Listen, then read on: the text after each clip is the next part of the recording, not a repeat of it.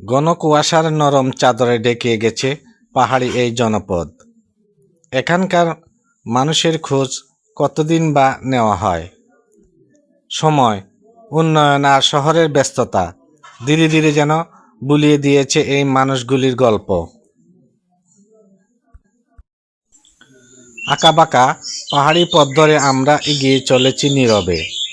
পথের দুপাশে সারি করে দাঁড়িয়ে থাকা সুপারি গাছগুলো মনে হয় পাহাড়ের চিরচেনা সঙ্গী, যেন নীরব প্রহরী হয়ে পাহারা দিচ্ছে এই জনপদকে। পাহাড় বেয়ে একটু উপরে উঠতেই দেখা মিলল একটি ছোট্ট নিরিবিলি ঘরের। চারদিকে কুয়াশা, আর সেই কুয়াশার মধ্যে ডুবে থাকা নিস্তব্ধতা জীবন। বাড়ির এক কোণে জড়ো হয়েছে গ্রামের কয়েকজন মহিলা। তাদের সামনে জ্বলছে উষ্ণ আগুন। কুয়াশা ভেজা এই সকালে আজ তারা কাজে যেতে পারেননি, তাই আগুনের উষ্ণতার গল্পের সঙ্গেই কেটে যাচ্ছে তাদের সময়।